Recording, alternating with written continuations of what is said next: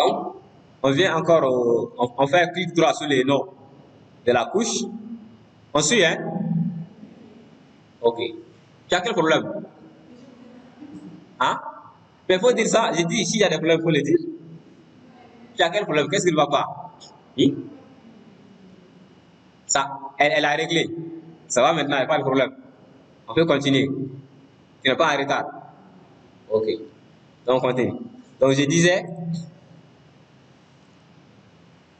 on va voir un peu les symbologies. On va faire clic droit sur les noms de la couche et on vient sur propriété. Dans propriété, là, on peut faire beaucoup de choses. Par exemple,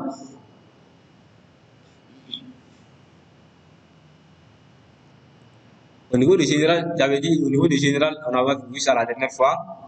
Et les noms, on a les noms de la couche qui est là. Hein? Oui, oui, clique droit sur le nom de la couche. Propriété. Après propriété, vous voyez, il y a une liste qui est là. Donc, venez sur général. Général, on a les noms de la couche qui est là.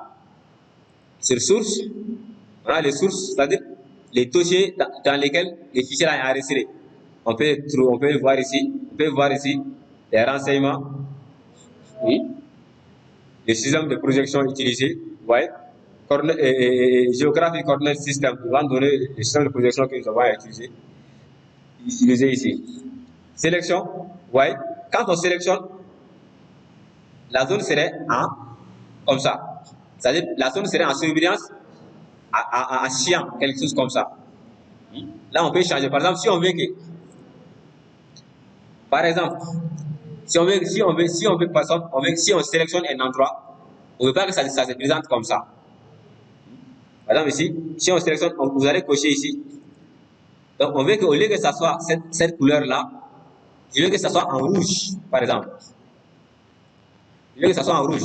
Donc, vous allez choisir la couleur rouge, faire OK, appliquer OK, et vous allez voir quand je vais sélectionner ici, vous voyez, au lieu que la sélection soit en chiant comme avant, maintenant quand je sélectionne un endroit, la zone serait encerclée en rouge, comme j'ai changé la couleur. Ça va, non? Si vous êtes en retard, il faut le dire. Hein? Ou si je suis trop rapide également. On revient encore au niveau des propriétés.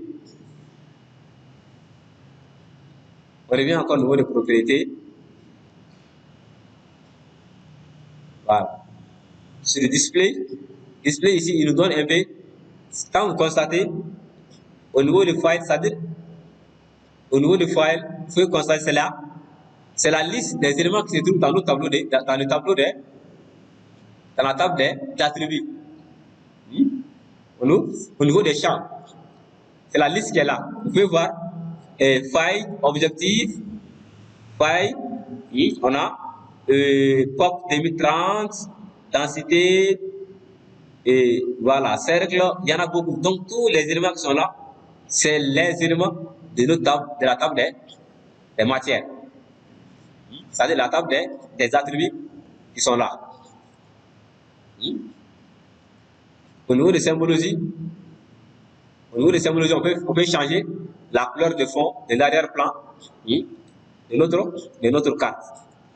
On clique ici, on peut choisir la couleur qu'on veut, on peut changer la couleur des limites administratives, augmenter leur taille. On peut faire tout ceci ici. Au niveau des symbologies également, on peut faire des analyses en fonction des données que nous avons. Par exemple, nous, cliquez sur catégorie, ici, catégorie. Quand on clique sur catégorie, c'est quoi? C'est-à-dire, on veut faire une analyse en fonction de la densité. Donc, on veut voir sur la carte les régions qui ont la plus forte, les cercles qui ont la plus forte densité, par exemple. Ou bien, par exemple, la population. Les régions qui sont les plus peuplées, par exemple, si on veut connaître en voyant seulement la carte, savoir les cercles les plus peuplés. Les cercles qui sont les plus peuplés, par rapport aux autres. Donc, quand on veut faire ça, on est venu sur. Ça va? Donc, au niveau des values ici, par exemple, si c'est en fonction de la population, on veut représenter par exemple, prenons POP 2013T. Prenez POP 2013T. C'est-à-dire, on veut faire l'analyse des cercles en fonction de la population en 2013. Au niveau du color, on peut choisir, ouais, il y a plusieurs styles de couleurs qui est là. On peut choisir le style de couleur que nous voulons. Quand on fait ça, on vient ici au niveau de add all value. Quand on fait ça, ouais, il va nous donner quelque chose comme ça et on va faire appliquer. Quand on fait appliquer, vous allez voir que il va classer les régions. Donc, et vous pouvez voir un peu la légende qui est à côté. Vous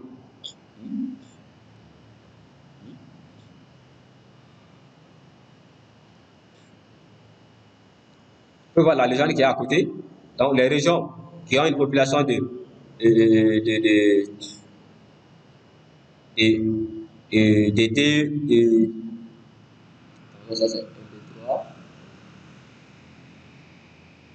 voilà, 276 000. Voilà, donc pratiquement cette couleur-là. Et on peut changer aussi les couleurs en fonction de ce que nous voulons. C'est-à-dire les cercles. Vous pouvez revenir encore. Clic droit propriété. Clic droit sur le nom de la couche. Propriété.